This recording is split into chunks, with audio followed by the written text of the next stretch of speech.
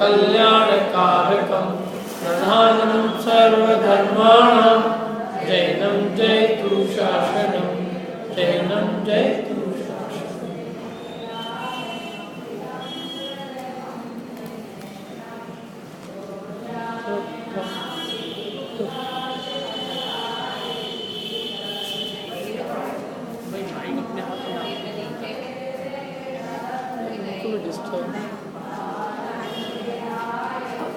अपना जो है देव स्तुति का चल रहा है।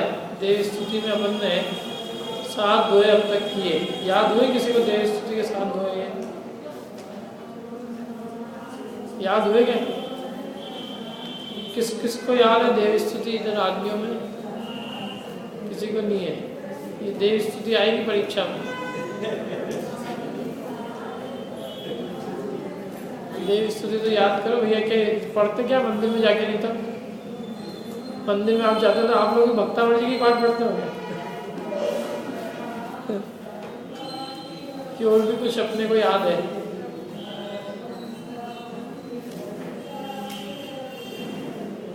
मंदिर में जाते हैं तो कोई स्तुति तो बोलते होंगे ना? क्या स्तुति बोलते हैं? और एक ही होगी प्रभु पतित पावन। इसके अलावा दूसरी स्तुति अभी ठीक है तो कोई बात नहीं। आपको उतनी भी याद है। एक भी ऐसे भी लोग होंगे जिनको प्रभु पतित पावन भी याद है।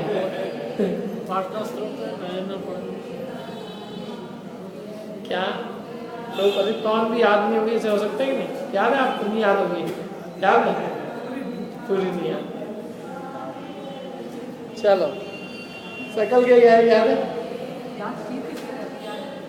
अभी याद नहीं। रोज बोला करो इसको तो याद हो जाएगी। किसको याद है? याद है आपको? और किसको याद है?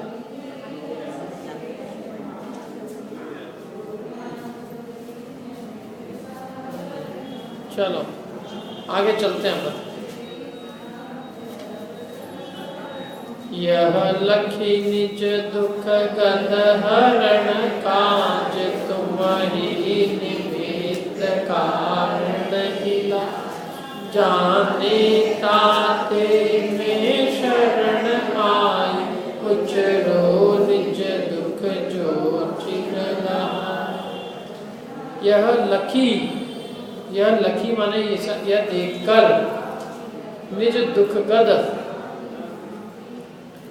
अपने भयंकर दुख को हरण काज हरने के लिए तुम ही निमित्त कारण इलाज।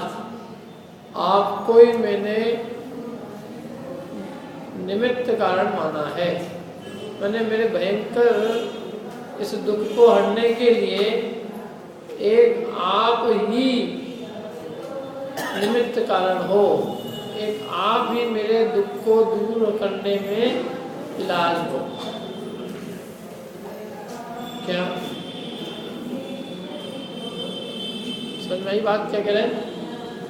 मेरे भयंकर दुख गद हरण काल ताते ए। यह लखी ऐसा जानकर ऐसा देखकर यह लखी निज दुख गद मैंने अपने दुख कैसा है जो भयंकर दुख है उसके हरण करने के लिए एकमात्र आप ही निमित्त कारण हो। एकमात्र आप ही इलाज स्वरूप हो। मेरे जो भयंकर दुख रूपी रोग है इस दुख रूपी रोग को दूर करने के लिए एकमात्र इलाज आप ही हो। समझ में? मैंने पहले कहा ना भव सागर में दुख छाल वाल तारन को और न आपटा। भव सागर में जो दुख रूपी खारा जो भरा हुआ है उस भव सागर को पार करने के लिए आप तारन को आपके अलावा अन्य कोई समर्थ नहीं। ऐसा जानकर मैं अपने भयंकर दुख को दूर करने के लिए आपके पास ही आया हूँ, क्योंकि आप ही मेरे दुख को दूर करने में निमित्त कारण हो। निमित्त कारण हो आप, उपादान कारण नहीं। निमित्त और उपादान दो चीजें हैं। किसे कहते हैं निमित्त और किसे कहते हैं उपादान? बताया था ना ये मैंने। क्या उपादान की परिभाषा क्या बताई थी? जो पदार्थ स्वयं कार्मिक पर्ण में वो उपादान है। और जो पदार्थ स्वयं तो कार्य रूप न परिणमे, लेकिन कार्य की उत्पत्ति में अनुकूल होने का आरोप जिस पर आए वो निमित्त कारण है। क्या? जैसे उदाहरण के लिए हम स्वयं यदि अपना कल्याण करें तो भगवान हमारे लिए क्या होंगे? निमित्त कारण।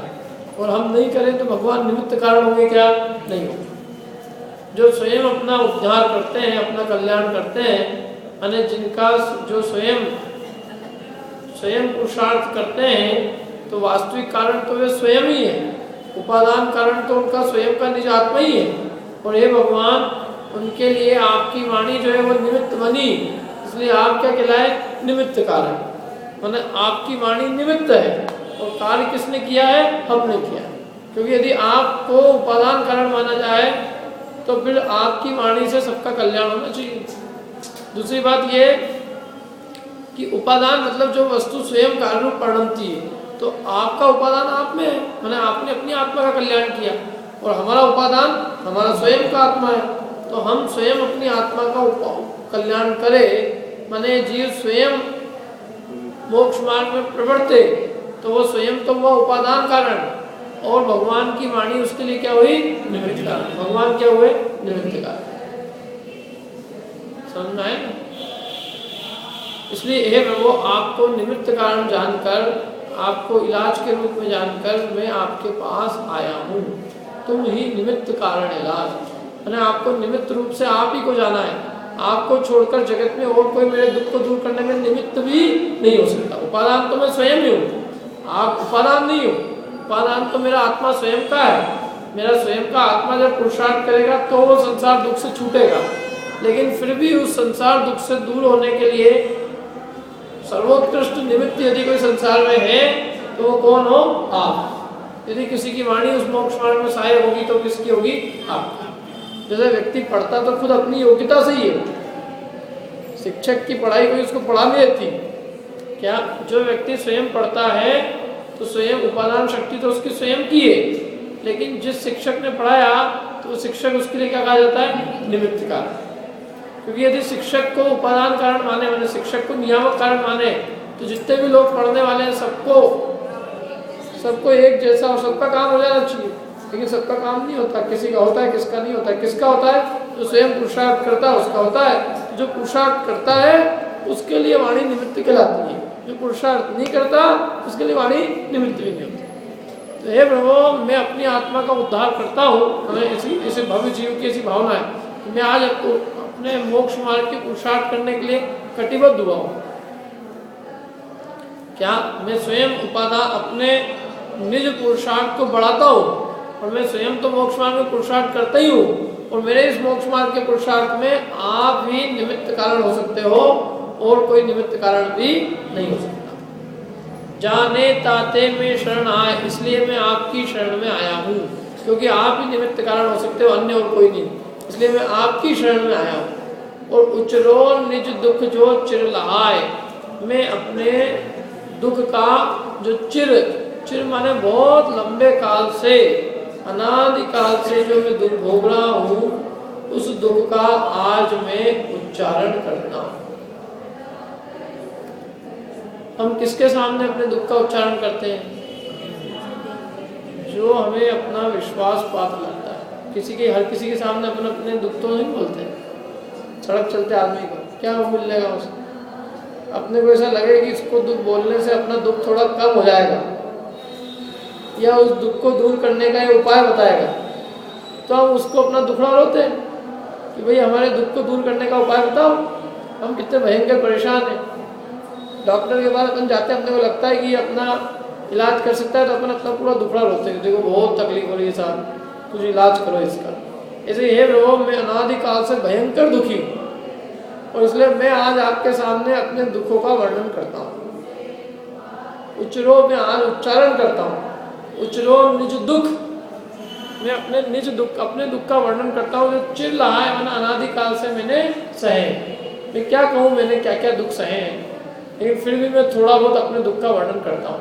यद्यपि आप तो सब कुछ जानते ही हो, इसलिए आपको अपने दुख का वर्णन करना सूरज को दीपक दिखाने के समान है। लेकिन क्या करूं, जब आदमी दुखी होता है तो वो कहे बिना भी रहता है। इसलिए आज मैं आपकी शरण में आया हूँ कि मैं अपने जो अनादिकाल के दुख है उसको मैं बताता हूँ, उसका मैं कुछ तो उच्चारण करता हूँ। चाहने ताते में शरण आए, इसलिए मैं आपकी शरण में आया हूँ। और जो अनादिकाल से मैंने जो दुख सहे हैं उन दुखों को मैं आपके सामने बखान करता हूँ। तो करो, क्या है आगे देखो। मैं भ्रम्यो अपन को बिसरी आप अपनाए, विधि फल पुण्य पाप निज को पर को करता पिछान, पर में अनिष्टता इष्टता। मैं भ्रम्यो अपन को विसरी आप, मैं भ्रमा, संसार में चार गतियों में मैं घूमा। क्यों घूमा मैं? अपन को विसरिया, अपने आप को भूल कर, मैं अपने आप को स्वयं ही भूल कर और चार गति में भटका, इसमें और किसी का कोई अपराध नहीं। मैं स्वयं अपने आप को आज तक पहचाना नहीं, मैंने स्वयं निज को जाना नहीं, पहचाना नहीं, इसलिए मैं अनादिकाल से चार गति के अंदर भटक रहा। मेरे भटकन का कारण कोई और नहीं है। मैं भ्रम्यो अपन को विसरी, स्वयं अपने को भूल कर, विसरी मतलब विसार देना मैंने भूल जाना, अपने को भुला कर मैं चार गतियों में घूमा हूँ। और क्या किया मैंने? अपनाए विधि फल पुण्य पाप, मैंने कर्मों के जो पुण्य और पाप के जो फल थे उनको मैंने खूब अपनाया, उनको मैंने खूब जी भर भर के गले लगाया। किनको? पुण्य पाप रूपी कर्मों के फल को।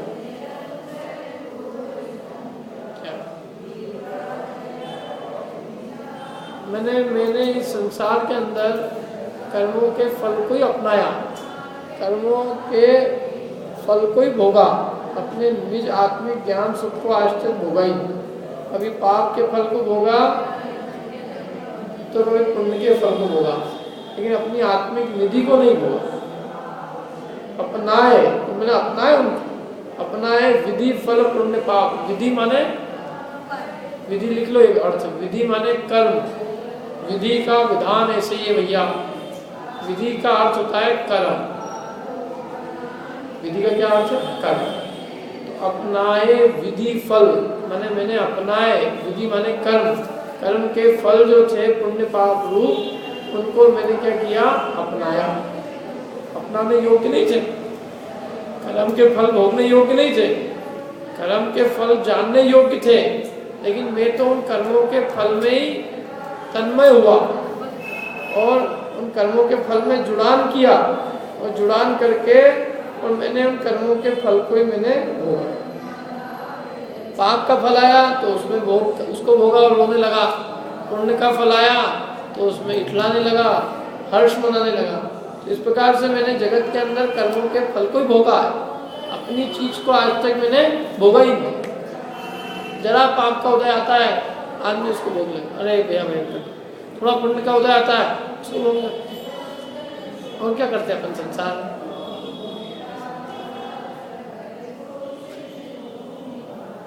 क्या कर्म के फल को भोगने के अलावा संसार में कोई काम ही नहीं करता जी। थोड़ा पुण्य का उदय आया, क्या करना भैया? सबको इकट्ठा करो, एक पार्टी करो।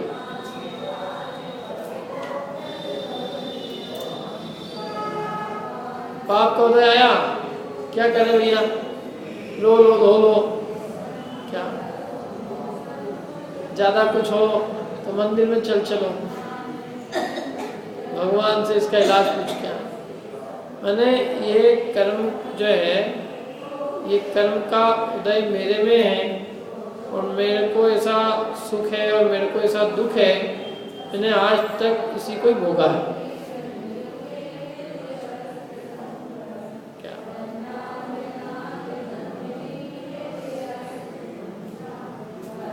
मैंने आज तक अपनी निज विधि को भोगा ही नहीं।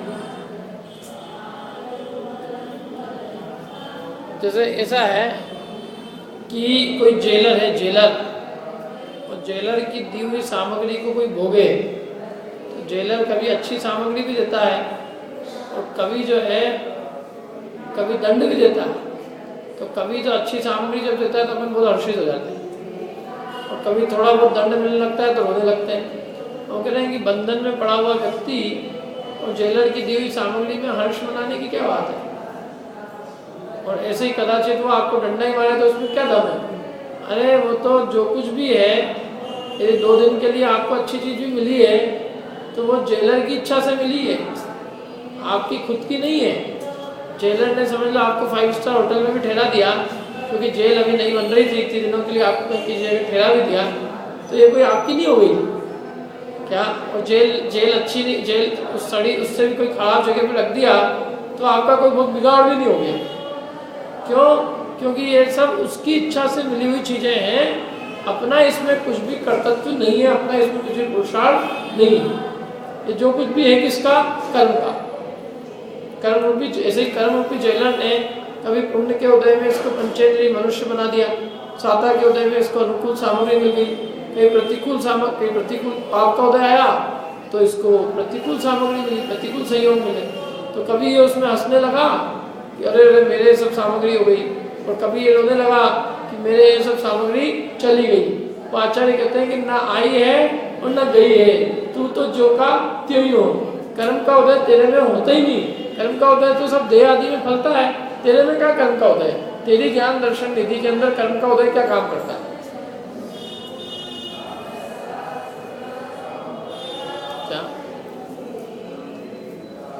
क्या हो गया 46 नंबर है।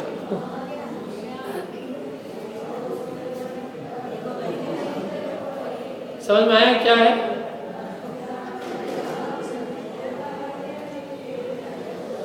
रुक जाओ, चलो मेरा उपयोग जो है ना,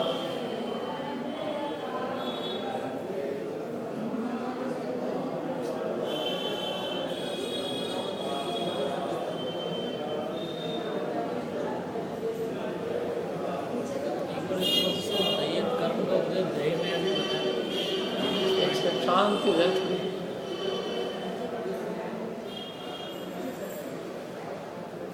हाँ, क्या कह रहे थे हम? कर्म का उदय देह में। देखो, कर्म का उदय जीव में नहीं आता, जीव में नहीं आता मतलब साता के संयोग, अनुकूल संयोग मिले तो अनुकूल संयोग आत्मा में थोड़ी नहीं घुस गए, प्रतिकूल संयोग वो जीव में नहीं घुसे, दोनों बाहर के बाहर। ये सर जैसे देह के अंदर उदारिक शरीर मिला, संस्थान मिला, सनन मिला, स्पर्श रस गंध वर्ण मिला है, आयु मिली, ये सब किस में मिली है? सब देह में मिली है। जीव तो मतलब जीव में तो उसका फल आए का है। पुण्य और पाप का जो भेद है वो काय में होता है? घातिया में कि अघातिया में? बताओ कौन से कर्मों में होता है? पुण्य पाप का भेद घातिया में भी होता है, अघातिया में भी होता है? केवल घातिया में होता है? केवल अघातिया में होता है? दोनों में नहीं होता कि दोनों में होता है? पुण्य पाप का भेद दोनों में होता है? अकेला अघातिया में होता है? दोनों में होता है। तो अघातिया बताओ पुण्य कौन सी और पाप कौन सी? घातिया में पुण्य कौन सी और पाप कौन सी? घातिया कर्मों में कौन कौन सी प्रकृतियां पुण्य है और कौन कौन सी प्रकृतियां पाप रूप है?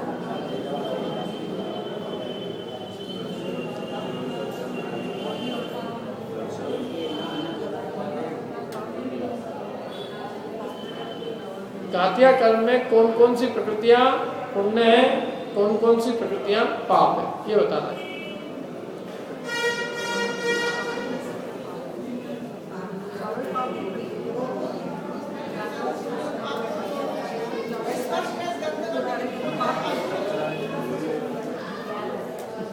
अभी है ना, आप लोग चुपचाप लोगों, क्या है तो क्या पूछ रहे और क्या जवाब दे रहे?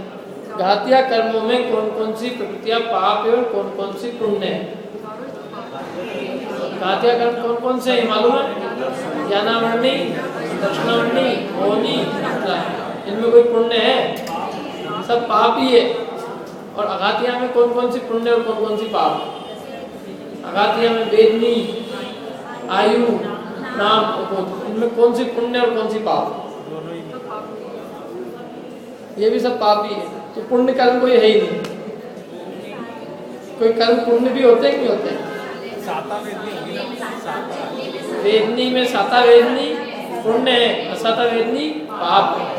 आयु में अच्छी आयु कौन सी? मनुष्य आयु, देव आयु पुण्य, नरक आयु पाप है। गोत्र में उच्च गोत्र पुण्य, नीच गोत्र पाप है। अच्छा, इसमें नाम कर्म की प्रकृतियों में एक इंद्री, दो इंद्री, तीन इंद्री, चार इंद्री, ये सब क्या है? पाप है। पंचेंद्री पुण्य है ना समझ में? ऐसे नरक गति पाप है, देवगति पुण्य है। गति, जाति, शरीर, संस्थान, तो 5 संस्थान है जो नील संस्थान पाप रूप है, और समचतुर संस्थान है पुण्य है।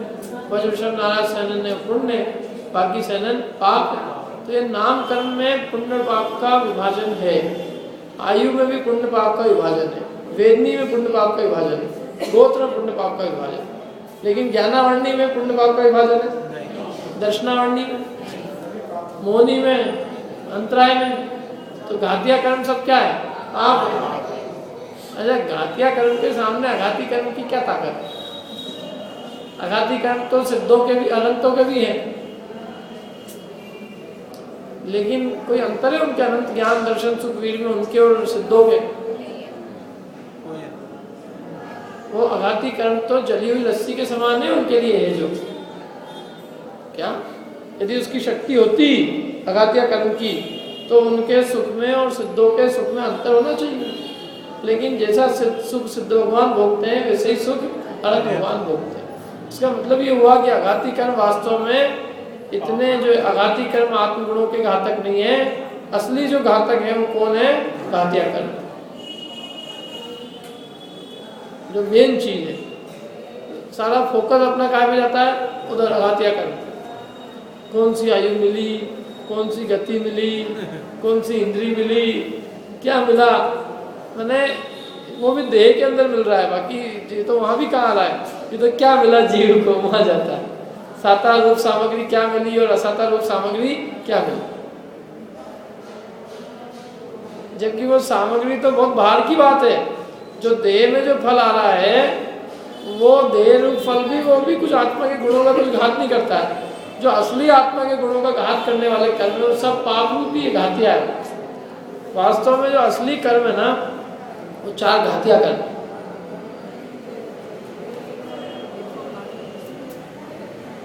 और इसलिए 4 घातिया कर्म का अभाव हुआ, माने भगवान बन गए बस। अब वो अघातिया तो चले जाएंगे नियम से, कोई दिक्कत ही नहीं है, अपने आप नष्ट हो जाएंगे।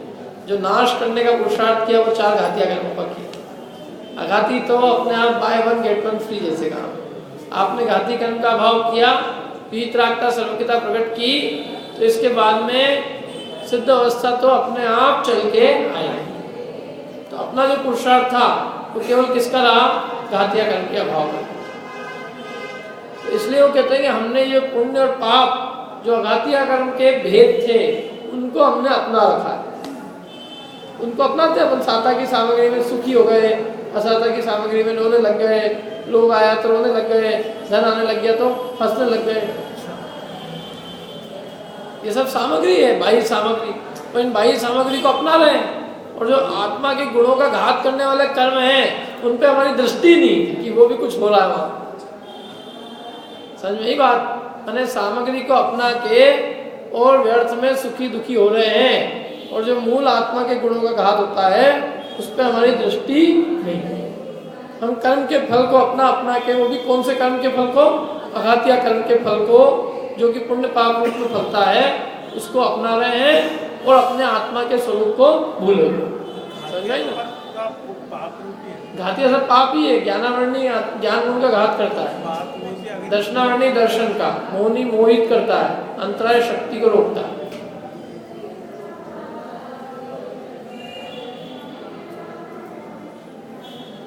क्या तुम प्रश्न?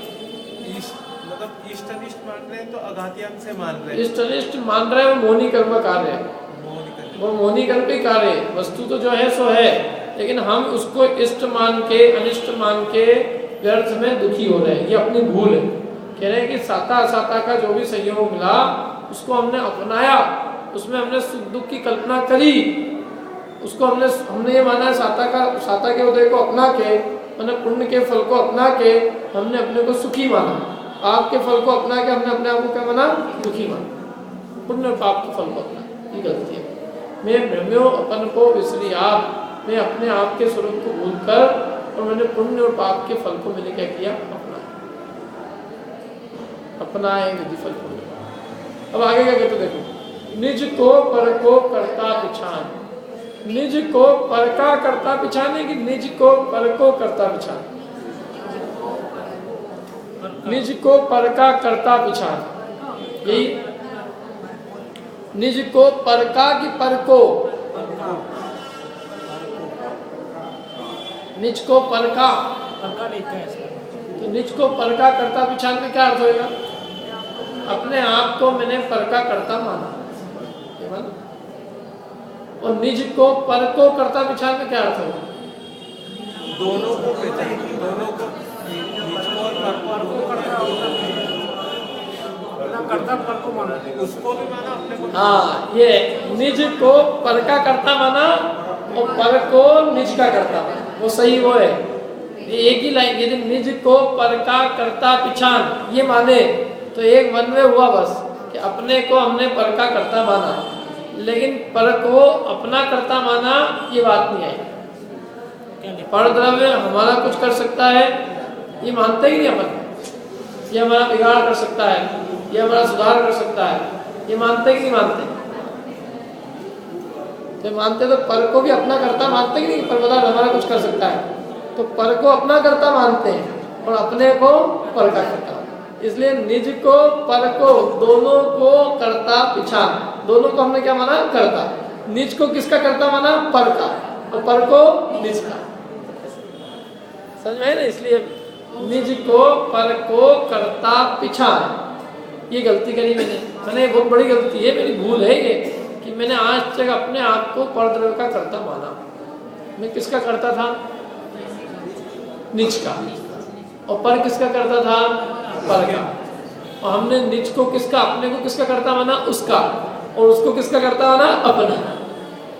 हमने अपने अपने डिपार्टमेंट को छोड़ दिया, हम उसके क्षेत्र में घुस गए और उसको हमारे क्षेत्र में घुसेड़ दिया, जबकि वो निज निज का करता था और पर का करता था। हमने निज को पर का करता माना और पर को निज का करता माना, ये भूल है कि नहीं।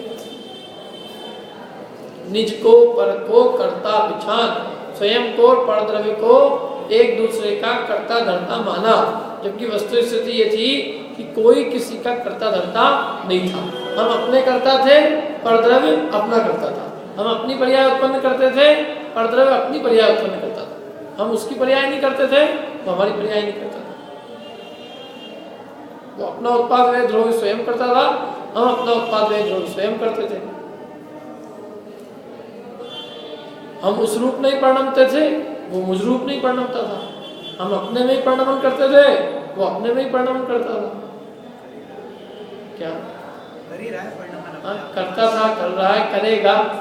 मैंने माना ना, ये तो क्या है, निज को पर को करता पिछान। मैंने निज को पर को करता पिछाना करता माना, स्वयं को पर का करता माना और पर को अपना करता माना। समझ में, क्योंकि वो भाषा तो उसी है ना। मैंने अब तक ये माना, निज को पर को करता पिछान, पर में अनिष्टता इष्ट मान। और क्या किया मैंने, पर में इष्ट अनिष्ट की वृद्धि की। पर में कभी इष्ट माना, पर में कभी अनिष्ट माना। जबकि ये क्यों मानते हैं हम पर को इष्ट अनिष्ट, क्योंकि हम पर को निज का करता मानते हैं कि पर निज का कुछ करता है तो निज का अच्छा करता है तो हम उसको क्या मानते हैं, इष्ट मानते हैं। और पर निज का बुरा कर सकता है तो हम उसको क्या मानते हैं, अनिष्ट मानते हैं। जबकि परद्रव्य है, जब वो कुछ करता ही नहीं तो हमारे लिए इष्ट अनिष्ट कैसे हुआ।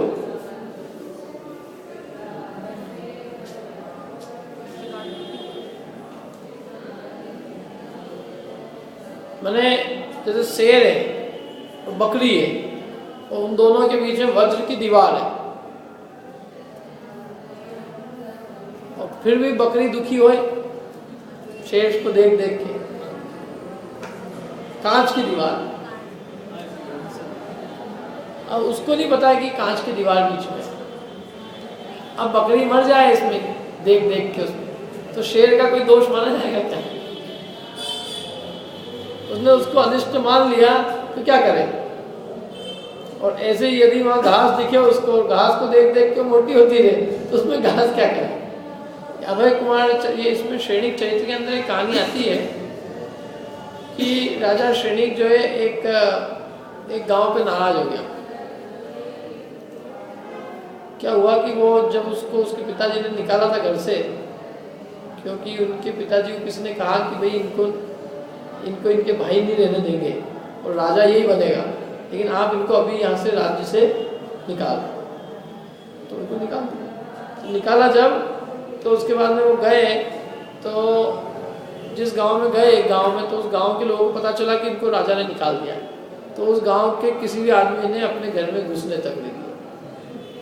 फिर वो अगले गांव में गए, अगले गांव के लोगों ने बहुत सत्कार किया, बहुत उनको सम्मान प्रेम से रखा। और फिर बाद में और आगे गए वो, और फिर उन्होंने बड़े हुए, वो सब पूरी कहानी है। फिर बाद में कालांतर में उन्होंने अपने राज्य को प्राप्त किया। तो क्या हुआ, जब राज्य मिल गया ना उनको, तो उनको याद आई कि वो किस गांव में अपने साथ में दुर्व्यवहार किया था। तो उस गांव के लोगों को मजा चखाने के लिए उन्होंने क्या किया कि एक बकरा भेजा और ये कहा कि ये बकरे का यदि 1 इंच भी वजन बढ़ा या घटा तो सारे गांव के लोगों को मौत की सजा। जरा सा ही वजन घटा, अब क्या करें? तो उनका जो लड़का था वो अभय कुमार, वो उस समय वहीं पहुंचा, मतलब वो योग से वहीं था, वो एक बुद्धिमान था। तो उसने तरकीब अपनी की कि यदि ये बकरा है इसको खिलाओ, यदि वजन बढ़ने लग जाए तो शेर के पास रखना, यदि घटने लग जाए तो दूर रख के खिलाना। ऐसे रोज उसका वजन तोलना, अपने आप मतलब तरकीब थी ना। वो जो दूसरा गांव था ना, जो दूसरा जिसके लोगों ने उसको अच्छा सम्मान दिया था, वो जो गांव था, वो जिन लोगों ने सम्मान दिया था वो बौद्ध मठ था। तो इसलिए वो बौद्ध धर्म का अनुयायी वो इसलिए बना था क्योंकि उसको बचपन में उन लोगों ने सहयोग दिया था। उसको कोई धर्म की मान्यता नहीं थी। उसके बौद्ध धर्म का अनुयायी होने के कारण उसके बचपन का जो सहयोग था, उसका उपकार स्वरूप वो बौद्ध धर्म का अनुयायी बना था। बौद्ध इसमें है श्रेणिक चरित्र में पूरी कहानी। उपकार जो है, विपत्ति के समय जो कोई उपकार करे तो भुलाए कैसे जाए। तो वो ये है, वो व्यर्थ में वो माने, वो जो है वो बकरा माने कि मेरे को खा जाए, खाने वाला कुछ नहीं। तो ऐसे ही परद्रव्य अपना इष्टनिष्ठ कुछ करते नहीं, लेकिन हमने व्यर्थ में परद्रव्यों को अपना कर्ता माना और उनको क्या माना? इष्टनिष्ठ माना। मैं भ्रम्यो पर को निज को पर को कर्ता पिछान, पर में अनिष्टता इष्ट मान। उसके कारण क्या हुआ कि आकुलित भयो अज्ञान धार, मैंने आकुलता से आकुलित हुआ और अज्ञान को धारण किए हुए रहा। मैंने ये सब जितनी वृत्ति मेरी कैसी रही? ये अज्ञान की वृत्ति रही। पर को इष्टनिष्ठ मानना, पर को निज को कर्ता मानना, अपने आत्मस्वरूप को भूलकर पुण्य पाप के फल को अपनाना, ये सारे अज्ञान को मैंने धारण, अज्ञानी रहा मैं, और इस अज्ञान के कारण मैं बहुत आकुलित रहा। आकुलित भयो, भयंकर आकुलता हो। आकुलित भयो अज्ञान धार, अज्ञान के कारण आकुलता हो। और कैसा दुखी रहा मैं? जो मृग मृग तृष्णा जान बार, मैंने परद्रव्यों में सुख की खोज करते ही रहा, यद्यपि सुख मिला नहीं, लेकिन मैं आज तक परद्रव्य में से सुख खोजने की कोशिश कर रहा हूँ। कैसे? जो मृग मृग तृष्णा जानी वारी, वारी का क्या अर्थ है? वारी मतलब वारी माने जल। तो मृग होता है तो वो जल को, जल मतलब मृग तृष्णा को क्या समझता है? वो जल समझता है। जो मृग मृग तृष्णा जानी वार, जैसे मृग माने हिरण, मृग तृष्णा को जल जानकर और दुख भोगता है, उसी प्रकार मैंने पंचेंद्रिय के विषयों में सुख मानकर क्या किया? दुख को भोगा। पर द्रव्यों में इष्ट अनिष्ट बुद्धि करके, उनमें इष्ट बुद्धि करके कि इनसे मुझे सुख मिल जाएगा, मैं उनके पीछे अनादिकाल से दौड़ रहा हूँ। मृग तृष्णा समझते हैं? मृग मरीचिका मालूम है? किस किस को मालूम नहीं है? मालूम है क्या है? बताओ उनकी। नहीं मालूम है? मृग मरीचिका, मृग तृष्णा नहीं मालूम? क्या होता है, गर्मी के दिनों में रेगिस्तान में रेत जब चमकती है तो दूर से देखने पर वो पानी दिखता है। गर्मी के दिनों में पानी की प्यास भी खूब लगती है हिरण को, तो दूर से उसको ऐसा लगता है कि वो पानी है, और बेचारा उसके पीछे दौड़ता है। जब दौड़ता है तो दूर जब वहाँ तक तो और दूर दिखता है पानी, तो वो दौड़ते ही रहता है, दौड़ते ही रहता है। तो पानी समझ के पूरे दिन भर दौड़ता है और पानी नहीं मिलता और मर के प्राण छोड़ देता है। अपने साथ में कई बार गाड़ी चलाओ तो दूर तेज चमकता है, ऐसा लगता है पानी है, पानी है, पानी है। गाड़ी चला रहे आगे पानी दिखता जाता है और पानी पूरे रास्ते में कहीं नहीं मिलता है। तो ऐसे ये जीव, ये हो जाएगा काम, सुखी हो जाऊंगा, ये हो गया सुखी हो जाऊंगा, ये हो गया सुखी हो जाऊंगा, खोजते ही रहता है सुख को और पूरी जिंदगी पूरी हो जाती है। ये खत्म, बस इसके बाद खत्म, इसके बाद खत्म। क्या खत्म हुआ उसका? वहीं का वहीं है। तो बचपन में थे तो सोचते थे ये एग्जाम पहली क्लास हो जाए, खत्म हो गया, आनंद में आ जाएगा। पहली क्लास की एग्जाम हो गई, दूसरी तैयारी, तीसरी, चौथी, पांचवी, छठी। लोगों ने कहा ये 10वीं पढ़ लो, 10वीं बहुत खा, 10वीं पढ़ नहीं, 12वीं पढ़ो, 11th 12th बहुत महान है, वो है, वो पढ़ो। अब वो दो बोले पीटी दो, ये करो, उससे वो कर ली, एक सेमेस्टर ये करो, ये इंजीनियर बन जाओ, वो हो जाएगा। मास्टर ये करो, वो करो, मास्टर्स करो, ये हो जाएगा। मतलब जिंदगी में अपन ढूंढते ही जा रहे हैं कि कब ऐसा दिन आएगा जब ये होगा कि भैया अपन कहते हैं कि हाँ आप सुखी हो गए। चलते रहते हैं। बेचारा बच्चा सोचता है कि अब बस ये हो गया, अब खत्म, अब नहीं होगी तकलीफ, कुछ नहीं। पहले पढ़ाई कराते हैं, फिर क्या पढ़ाई करी, अभी पढ़ाई, अभी इतने से ही क्या होगा, अब और पढ़ाई करो, और फिर और पढ़ाई करो, नौकरी करो, अब नौकरी हुई तो अब क्या, अब शादी करो, अब बच्चे हुए, बच्चों का पालन पोषण करो, फिर बच्चों के बच्चों का पालन पोषण करो, तो मर जाओ।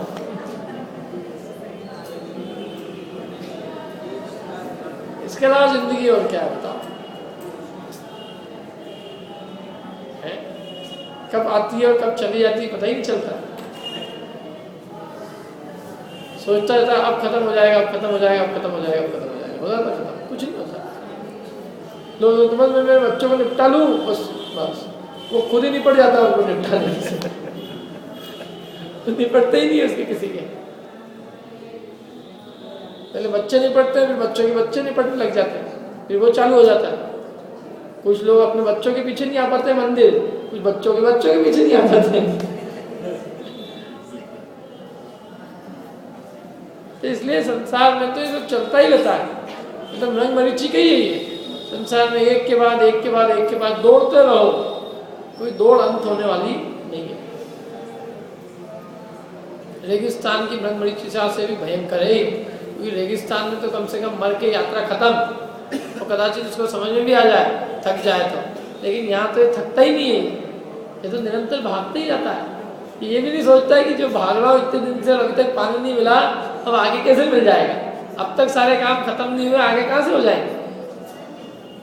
बिना तत्व ज्ञान के आज तक किसी के काम खत्म हुए ही नहीं, कृतकृत्य आज तक कोई हुए ही नहीं।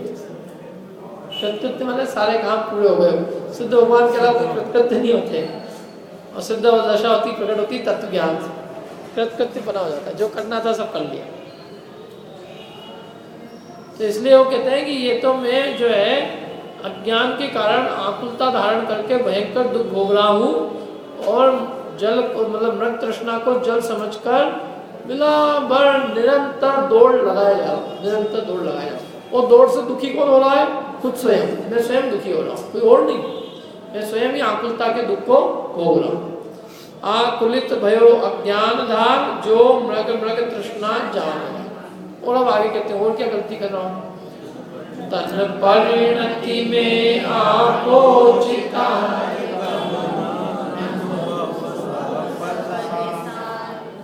तन परिणति में आपोचिता, माने शरीर की परिणति में अपनापन मान के कब हून अनुभ्यो स्वपद सार। आज तक मैं अपना जो स्वपद था, निज पद, जो कि सारभूत था उसको मैंने आज तक अनुभव नहीं किया। कब हूँ ना अनुभव, आज तक अनुभव ही नहीं किया। अपने निज पद को जो सार रूप था, अपने ज्ञान दर्शन स्वरूप पद को मैंने आज तक अनुभव ही नहीं किया। और शरीर की परिणति में ही अपनी परिणति मानी, शरीर की परिणति को अपनी परिणति मानी। तन परिणति में आपो चितार, माने शरीर की परिणति में अपनापन माना, देह की परिणति को अपनी परिणति माना। आपो चितार माने चेतना, अपनापन किया उसमें, माना यही मेरी परिणति है, मैं ही बालक हूँ, मैं ही युवा हूँ, मैं ही वृद्ध हूँ, मैं ही बालक हूँ, मैं स्त्री हूँ, मैं पुरुष हूँ, मैं नपुंसक हूँ। किसको माना अपने? देह की परिणति को अपनी माना। तन परिणति में आपो चितार, आपो माने अपनापन, तन शरीर की परिणति में, शरीर की स्थिति में शरीर को ही अपना स्वरूप माना, शरीर की परिणति में अपनापन माना। और इसलिए आज तक मैंने अपने निज पद को, अपने ज्ञान दर्शन स्वरूप पद को आज तक मैंने अनुभवा ही नहीं, जो कि सारभूत है। कब हूं न अनुभ्यो सपद सार, तुमको बिन जाने जो कलेश, पाए सो तुम जानत जिनेश। हे प्रभु, आपको नहीं जाने मैंने जो क्लेश दुख भोगे हैं वो सब वास्तव में आप ही जानते हो। मैंने तो आपने मेरे को जो आपने बताया तो मैं जानता हूँ कि मैंने क्या क्या क्लेश भोगे। मैं क्या जानता हूँ? नहीं तो मेरे को तो मेरे गर्भ के दुख याद नहीं है, और दूर की बात है। मैं गर्भ के दुख भूल गया, बाल्यावस्था में अज्ञान के जो दुख भोगे वो भूल गया, बाल्यावस्था के अंदर जो जो कार्य किए नहीं करने योग्य भी वो सब भूल गया। बाल्यावस्था बालक होता है ना, बालक अपनी गंदगी से लिपट जाता है, अपनी गंदगी को ही बड़े प्रेम से उसको चाटता है। यदि जीव को अपनी बाल्यावस्था भी दिख जाए ना तो संसार से विराग उत्पन्न हो जाए, गर्भ अवस्था के दुख याद आ जाए जीव को तो उसको संसार से भय उत्पन्न हुए बिना नहीं रहे। 9 महीने की जेल भी याद आ जाए तो कि फिर कभी जेल में जाना नहीं पड़े, ऐसा भयंकर दुख जीव हो क्या आता है। लेकिन आश्चर्य है कि सब भूल जाता है। कभी किसी का एक्सीडेंट होता है, फ्रैक्चर हो जाता है, तो एक्सीडेंट हुआ, हाथ में लगी तो लगती तो भयंकर दुख होता है। जब फ्रैक्चर करके हड्डी टूटती ना, हड्डी टूटने पे जो दर्द होता है आदमी सहन नहीं कर पाता। उस समय तो बड़ा और बाप रे बाप, अब तो मैं कभी आगे से गाड़ी नहीं चलूंगा, कम से कम तेज तो चलूंगा ही।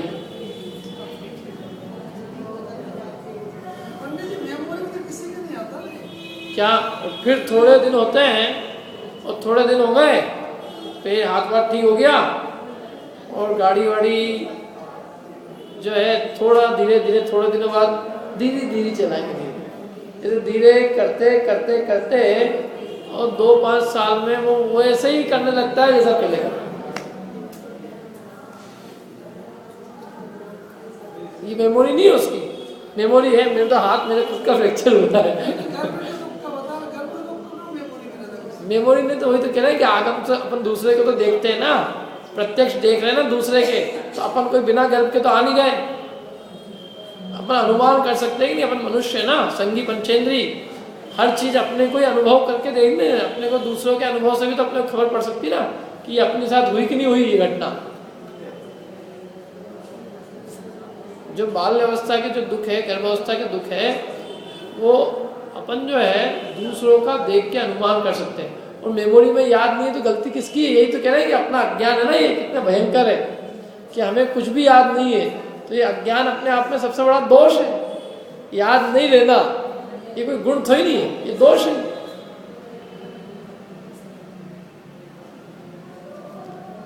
क्या ये कोई मतलब अज्ञान जो है, अज्ञान है इसलिए अपन बच नहीं सकते। अज्ञान है तो अज्ञान क्यों है? अज्ञान है तो इसकी जिम्मेदार कौन? अपन स्वयं। अज्ञान है तो ज्ञान करो। तो याद वो कह रहे हैं, इसलिए तो कहा ना मैंने, अपन जो है सब भूल गए हो। जैसे जैसे ऊपर की परत चढ़ती है तो पीछे की परत सब निकलती जाती है। इसलिए वो कह रहे हैं कि जो मैंने दुख सहन किए हैं उन दुखों का मैं वर्णन करता हूँ। क्या इसके पहले की लाइन क्या है? देखो, तुमको बिन जाने जो कलेश, मैंने आपको बिना जाने जो क्लेश मैंने भोगे, तुमको बिन जाने जो कलेश पाए सो तुम जानत जिनेश। वास्तव में तो उसको आप जानते हो, मैं जानता ही नहीं। मेरे को तो पिछले भाव की छोड़ो, इस भाव की याद नहीं है, पिछले की क्या याद है। इसलिए कहा कि जो क्लेश मैंने भोगे वो आप जानते हो। क्यों आप जानते हो? क्योंकि आप त्रिकालज्ञ और त्रिलोकज्ञ हो। आप तीन लोक तीन काल की सभी बातों को जानते हो। आप सारे द्रव्यों की समस्त त्रिकाल की पर्यायों को जानते हो। इसलिए आप मेरी सारी भूत भविष्य वर्तमान की अवस्थाओं को जानते हो। इसलिए आप जानते हो, मैं नहीं जानता हूँ। ये कहते भगवान की स्तुति करें ना, तुमको बिन जाने। और मेरे जो क्लेश भोगे वो काय की वजह से भोगे? तुमको बिना जाने भोगे। तुमको बिन जाने मैंने हे प्रभु आपका स्वरूप नहीं जाना आज तक कि आप क्या हो, और आपके स्वरूप को बिना जाने मैंने क्लेश भोगे। और जो क्लेश मैंने भोगे वो हे प्रभु आप ही जानते हो, आपके अलावा और कोई जानता नहीं। तुमको बिन जाने, तुम्हारे को बिना जाने जो क्लेश, तुमको बिन जाने जो क्लेश पाए, जो पाए दुख पाए, सो तुम जानत जिनेश। वो है जिनेन्द्र भगवान आप जानते हो। बताओ, फिर भी हम थोड़ा बहुत तो वर्णन करते हैं। आप ही की जिनवाणी से हमने पढ़ा है और हम आपको बताते हैं। देखो कि क्या क्या दुख हमने भोगे। मैंने दुख हमने जो भोगे वो भी आपने बताए और हम आपको बताते हैं अपने दुखों का वर्णन। पशु नारक नर सुर गति मजार भव धर धर मर्यो अनंत बार। सरल लाइन है। पशु नारक नर सुर गति मजार। पशु नारक, पशु नारक नर, नर माने मनुष्य, असुर गति माने देव गति के अंदर, भव धर धर मर्यो अनंत बार, अनंती बार शरीर धारण कर करके मैं मरा। अनंत भव धारण किए मैंने 4 गति, एक दो नहीं, भव धर धर मर्यो अनंत बार माने अनंत बार मैंने मनुष्य तिर्यंच देव नरक के भव धारण किए। 4 गतियों में इतने जन्म मरण किए हैं प्रभु कि मैंने जो जन्म मरण के जो दुख भोगे हैं वो वास्तव में आप ही जानते हो। मैं तो थोड़ा बहुत जिनवाणी से जानता हूँ, और जो जिनवाणी से मैं समझता हूँ मैं आपको बता रहा हूँ। पशुनारक नर सुरगति मजार भव धर धर मर्यो अनंत बार, अनंत भव धारण करके मैंने मरण किया। अब काल लब्धि बलते दयाल तुम दर्शन पाए भयो कुशाल। आज कोई मेरी काल लब्धि पक गई क्या? आज जैसे अंधे को 2 आंख मिल गई, किसी दरिद्री को चिंतामणि रत्न की प्राप्ति हो गई, किसी कोड़ी को अमृतपान हो गया।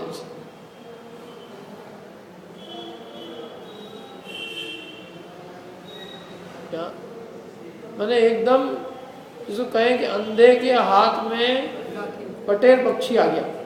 अंधे के हाथ में बटेर पक्षी, पक्षी वैसे किसी के हाथ में आता नहीं, और अंधे के हाथ में आ जाना। तो ऐसे मेरे कौन सा पुण्य का उदय था कि ऐसे फला कि आज मेरे को ऐसी काल लब्धि पकी कि आपके दर्शन मुझे प्राप्त हो गए। अब काल लब्धि बलते दयाल, काल लब्धि के बल से हे दीन दयाल तुम दर्शन पाए, आपके दर्शन मैंने आज प्राप्त किए। और मैं क्या हो गया? आपके दर्शन प्राप्त करके मैं अत्यंत खुश हो गया, खुशहाल हो गया। अब मैं भिखारी नहीं रहा, मेरे विषयों की भीख मिट गई, विषयों की जो इच्छा थी, लालसा वो मिट गई, जो परधर्म में इष्टनिष्ठ मान्यता थी वो मिट गई, देह में अपनेपन की मान्यता मिट गई, कर्मों के उदय को अपनाना मिट गया, अपनी निज स्वरूप को मैंने याद किया, और निज स्वरूप को याद करते ही मैं निहाल हो गया, मैं माला माल हो गया। तो मैं निहाल हो गया इसलिए मैं खुश सुखी हो गया, खुशहाल हो गया। जब तक आपके दर्शन नहीं किए थे तब तक दुखी था। अब आपके दर्शन करने के बाद में मेरे को कोई दुख रहा ही नहीं। दुख किस बात का रहे? आपको जो देख ले वो अपनी निधि को याद कर ले, उसको दुख किस बात का? दर्शन वो वाला दर्शन है कि वो वाला दर्शन? तुम दर्शन पाए, आपके दर्शन पाए ना मैंने। दर्शन स्तुति कर रहा है, देव दर्शन स्तुति तो है ये भगवान के दर्शन करने पर बोली जाने वाली स्तुति है। अपन भगवान के दर्शन करते ना तो ये स्तुति बोले, तुम दर्शन पाए भयो खुशहाल। हे प्रभु आज आपके दर्शन मिल गए तो मैं अत्यंत खुशहाल हो गया। वो समझने वाला दर्शन है, यहाँ समझने वाला दर्शन ही है। दर्शन माने समझने वाले ही है। मुझे ये ऐसी स्तुति कौन करेगा जो समझता होगा? नहीं तो वो तो बस चावल चढ़ा के चलो यहाँ से। इसलिए तो कहा तुम दर्शन पाए, आपके दर्शन पाके मैं अत्यंत खुशहाल हो गया। और क्या हुआ? मेरा मन शांत भयो, मेरा मन आज बहुत शांत हो गया। मिट्टी सकल द्वंद्व, सारे द्वंद्व फंद सब आज मिट गए। मन के जितने भी संकल्प विकल्प थे सब समाप्त हो गए। आपकी मुद्रा देखते ही, आपके स्वरूप का स्मरण करते ही मेरे सारे संकल्प विकल्प समाप्त हो गए। सब द्वंद्व जो थे दिमाग में इतने सारे, तो सब द्वंद्व फंद खत्म हो गए और मन शांत हो गया। और चाख्यो स्वातम रस, आज मैंने क्या चखा? आत्मा का रस चखा। स्वातम, अपनी आत्मा का रस मैंने क्या किया? आज चख लिया। चाख्यो स्वातम रस, कैसा है वो आत्मा का रस? दुख निकंद, जो कि दुखों को दूर करने वाला। भगवान के दर्शन का लाभ है। जो गृहस्थ के प्रतिदिन देव दर्शन होता है ना, अनिवार्य, मुनिराज के लिए अनिवार्य नहीं कहा, गृहस्थ के देव दर्शन अनिवार्य है। तो जो देव दर्शन का फल है वो ये है, चाख्यो स्वातम रस, कि अपने आत्मा के रस का चखना, आत्मिक रस का पान होना, ये उसका फल है। चाख्यो स्वातम रस, आज मैंने प्रभु अपनी आत्मा के रस को चखा, उससे मेरे सारे दुख क्या हो गए? नष्ट हो गए। ताते अब ऐसी करो नाथ, इसलिए हे प्रभु आज अब आप ऐसी करो। क्या करो? धन संपत्ति विचरेन कभी तुम चरण साथ, ये मांगा है, ये बहुत जोरदार स्तुति है ये। ताते है इसलिए हे प्रभु अब आप ऐसा करो कि आपके चरणों का साथ कभी भी विछड़े नहीं, चरणों का साथ कभी दूर न। ताते अब ऐसी करो ना, इसलिए आपको कुछ करना ही है यदि मेरा, तो क्या करो? विचरेन कभी तुम चरण साथ, तुम्हारे चरणों का साथ कभी न छूटे, ऐसा कुछ करो और कुछ मत करो। क्या? और कुछ नहीं चाहिए मुझे। पुत्र पौत्र तो मेरे आपके दर्शन में बाधक है, धन संपत्ति कुछ नहीं, ऐसी करो। मेरे को कुछ मांगना है तो क्या मैं मांग रहा हूँ आपसे? कि आपके चरणों का साथ कभी नहीं छूटे। यदि कुछ करना ही है तो ये करो। ताते इसलिए अब ऐसी करो नाथ, ऐसा करो कि विचरे न कभी तुम चरण साथ, तुम्हारे चरणों का साथ कभी नहीं छूटे। और क्या मांगता हूँ? और भी अभी तो और लिस्ट है मांगने की। मांगेंगे सही है, क्या मांगेंगे? आप विचरे न कभी तुम चरण साथ, तुम गुण गण को नहीं छेव देव, जगतारण को तू विरदेव। तुम्हारे गुण, और गण माने समूह, तुम्हारे गुण रूपी समूह को तुम गुण गण को नहीं छेव दे, माने गुण गणों का, तुम्हारे गुण रूपी समूह का छेदन करने में, माने पूरे गुणों के समूह का उच्चारण करने में देव भी समर्थ नहीं, इंद्र भी समर्थ नहीं। आपके संपूर्ण गुणों का वर्णन तो इंद्र भी नहीं कर सकता, 1000 जिह्वाओं द्वारा भी वो आपके गुणों का वर्णन नहीं कर सकता। तुम गुण गण को नहीं छेव देव, जग तारण को तू विरदेव। संसार समुद्र को तरने के लिए आपका विरद माने आपका यशोगान ही काफी है। हम आपका यशोगान करें, वो यशोगान ही मेरे को संसार समुद्र से तिरने में काफी है, सहायक है। आपका यशोगान ही बहुत है। आप खुद तो बहुत दूर की बात है, सूर्य तो बहुत दूर की बात है, उसकी किरणें जो है लोगों का जगत का अंधकार दूर कर देती है। ऐसे हे प्रभु आप तो बहुत दूर की बात है, लेकिन आपका यशोगान ही मेरे को संसार समुद्र से तिरने में कारण हो जाए। जगत तारण को तू विरदेव, जगत को तरने में आपका विरद माने आपका यशोगान ही काफी। अब और भी मांगते हैं, अब देखो क्या मांगते हैं, बहुत बढ़िया चीज मांगी है। आत्म के अहित विषय कषाय, इनमें मेरी परिणति न जाए। मैं रहूं आप में आप लीन, जो करो क्या है। देखो मैं मांगता क्या मांगता हूँ मैं, कि आत्मा के जो अहित करने वाले हैं कौन है? विषय और कषाय, 5 इंद्रिय के विषय भोग और 4 कषाय, इनमें मेरी परिणति न जाए। इनमें मेरी परिणति न जाए, ये मैं आपसे मांगता हूँ, बस और कुछ नहीं चाहिए मेरा कषाय भाव नहीं हो मेरे को, और 5 इंद्रिय के विषयों की इच्छा उत्पन्न न हो, इनमें मेरी परिणति न जाए। मैं तो वास्तव में आपसे ये मांगता हूँ, क्योंकि आत्मा का हित करने वाले यही है और कुछ नहीं। आत्म के अहित कौन है? करने वाले विषय और कषाय, 2 ही चीजें कही,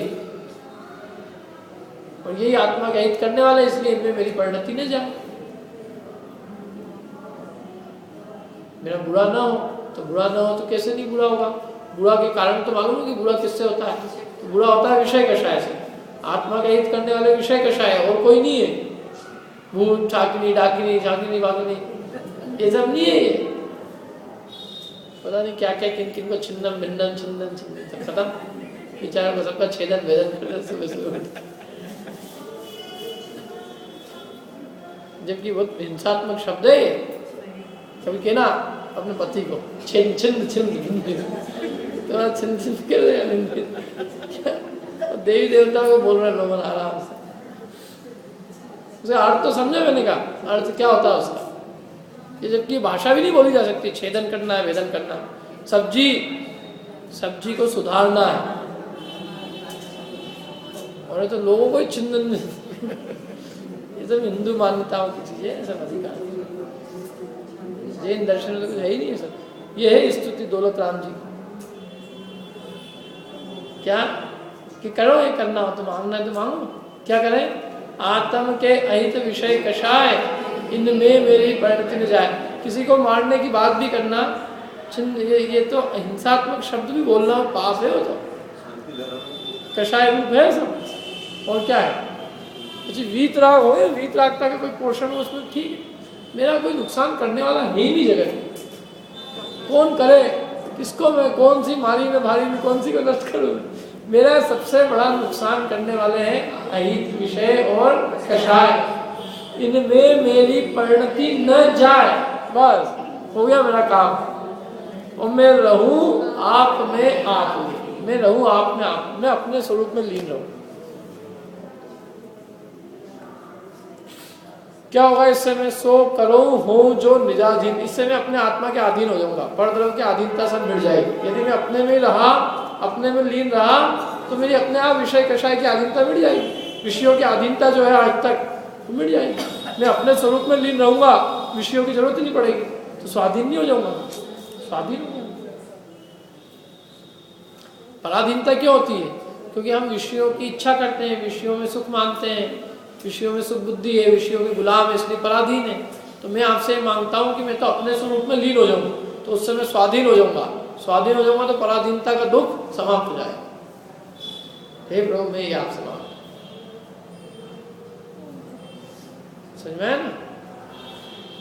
मैं रहूं आप में आप लीन, सो करऊं हूं जो निजाधीन। मेरे न चाह कछु और ईश, मेरे आज कोई इच्छा नहीं है दूसरी। यदि कोई इच्छा फिर भी है, यदि मेरे को कुछ देना ही है, तो रत्नत्रय निधि दीजिए मुनीश। आप मुझे क्या दो? रत्नत्रय की निधि दो। मैं देना है तो ये लौकिक निधि मुझे नहीं चाहिए, मुझे क्या चाहिए? रत्नत्रय निधि दो। रत्नत्रय निधि दीजिए मुनीश, हे मुनियों के ईश्वर, आप मुझे रत्नत्रय की निधि दो। सम्यक दर्शन, सम्यक ज्ञान, सम्यक चारित्र की प्राप्ति मुझे हो, ये मुझे चाहिए, और मेरे अन्य कोई भी चाह नहीं है। मेरे न चाह कछु और ईश, और कोई इच्छा नहीं है मेरे। हे ईश्वर, ईश माने ईश्वर, हे ईश्वर, मेरे अन्य और कोई चाह नहीं है। मेरे को यदि देना है तो रत्नत्रय की निधि आप मुझे दो। मेरे न चाह कछु और ईश, रत्नत्रय निधि दीजिए मुनीश। मुझे कारण के कारज सुआ, शिव करऊ हरऊ मोहता। मुझ कारण के, मुझ कारज के कारण सुआ, मैंने मुझ कारज, मैंने रत्नत्रय रूप मेरा जो कार्य है उसमें कौन कारण होंगे? आप कारण कहलाओगे। यदि मेरा मोक्ष हुआ तो उसमें कारण कौन कहलाओगे? आप। मुझ कारज के कारण सुआ, शिव करो, क्या करो? शिव करो। शिव करो माने मोक्ष की प्राप्ति करवाओ, मोक्ष पद दो मुझे। शिव करो माने मोक्ष की प्राप्ति हो। और हरऊ मम मोहता, शिव करो हरऊ मम मोहता, मेरा जो मोह का ताप है, मोह मिथ्यात्व का जो दुख है, विपरीत मान्यता का जो दुख है, वो विपरीत मान्यता का दुख जो है, उसका जो ताप है, ताप माने उसकी जो जलन, उसका जो दुख, उसको आप क्या करो, हरण करो, उसका नाश करो। शिव करो, मोक्ष करो और मोह ताप को हरो, विपरीत मान्यता के दुख रूपी जलन को दूर करो। शशि शांति करण तप हरण हे, स्वयमेव तथा तुम कुशल दे। शशि शांति करण, शशि माने चंद्रमा, जिस प्रकार शांति को करने वाला। तप हरण है माने, तप माने आग, जैसे गर्मी के दिनों में भयंकर दिन तपता है, चंद्रमा आता है तो बहुत शांति मिलती है, शांति को करता है। तो जैसे चंद्रमा शांति को करने वाला है, तपन को हरने वाला है, शशि शांति करण तप हरण है, वैसे स्वयमेव तथा तुम कुशल दे। उसी प्रकार आप अपने आप ही अन्य जीवों को कुशलता के कारण होते हो। जैसे चंद्रमा शांति और तप को हरता है, जैसे आप भी हम जीवों के लिए, भव्य जीवों के लिए कुशलता के कारण होते हो, माने शांति के कारण होते हो और हमारे दुख रूपी ताप को हर लेते हो। पीवत पीयूष जो रोग जाए, त्यो तुम अनुभवते भवनाशाय। पीवत पीयूष, पीयूष मतलब अमृत। अमृत को पीने से जिस प्रकार से रोग नष्ट हो जाते हैं, उसी प्रकार आपके अनुभव करने से, माने आपके अनुभव करने से माने आपके स्वरूप को जानने से, और आपके स्वरूप को जानकर अपने निज आत्मा का अनुभव करने से भव भय नशाय, संसार का जो भय है वो सब क्या हो जाता है, नष्ट हो जाता है। कोई संसार में भय नहीं रहता। भव भय नशा, संसार के भय का नाश हो, मैंने चार गति में घूमने का भी भय नहीं रहता। और दूसरे भय तो इस लौकिक संबंधी दूर रहे, लेकिन चार गति में मेरा परिभ्रमण होगा, संसार में घूमेगा, ये संसार का जो भय है, संसार भय का भी क्या होता है, नाश होता है। तो तुम अनुभवते भव भय नशा। फिर आगे क्या है, त्रिभुवन त्यों काल मझार, कोई नहीं तुम बिन निज सुखदाय। तीन लोक और तीन काल में आपके समान कोई सुखदायक नहीं है। वो उर यह निश्चय भयो आज, मेरे आज ये पक्का निश्चय हुआ। वो उर माने हृदय में, वो उर यह निश्चय भयो आज, मेरे हृदय में आज ही पक्का निश्चय हुआ कि दुख जल्दी उतारण तुम जिहाद। दुख रूपी जल्दी माने समुद्र, दुख रूपी समुद्र से पार उतारने में आप ही जहाज के समान हो। इस दुख रूपी समुद्र को पार करने के लिए आप जहाज के अलावा और कोई भी सहारा नहीं। दुख जल्दी उतारन तुम जिहाद, दुख रूपी समुद्र को पार करने के लिए आप जहाज के समान हो। जैसे जहाज समुद्र से पार पहुंचा देता है, जैसे आप दुख रूपी समुद्र से पार पहुंचा के सुख रूपी स्थान में पहुंचा देते हैं। दुख जल्दी उतारन तुम जिहाज। फिर आगे क्या है, तुम गुण गणमणि गणपति, गणत न पावै पार, दोल स्वल्पमति किम कहे नमो तीनो। तुम गुण गण मणि गणपति, तुम्हारे गुण रूपी समूह की मणियों को, गणपति, गणपति कौन है, गणधर, गणधर को गणपति कहते हैं। गण माने समूह, समूह के जो पति है माने गणधर। तो तुम्हारे गुण रूपी समूह को गणधर भी पार नहीं पा सकते। तुम गुण गण मणि गणपति, तुम्हारे गुण रूपी समूह को, गुण समूह, तुम्हारे गुण समूह की मणियों को गणधर भी पार नहीं पा सकते। माने गणधर भी तुम्हारे गुण समूह को पार नहीं पा सकते, गिन नहीं सकते। इतने तुम्हारे गुण रूपी मणि इतनी है, तुम्हारे गुण इतने अनंत है कि गणधर भी पार नहीं पा सकते। दोल स्वल्पमति किम कहे, तो ये दौलत राम जो कि अल्प बुद्धि वाला है, वो कैसे आपके सारे गुणों का वर्णन कर सकता है। इसलिए मैं तो नमो त्रियो समार, मैं तो आपको मन वचन काया से केवल नमस्कार ही करता हूं। ठीक है, बाकी चर्चा बाद में।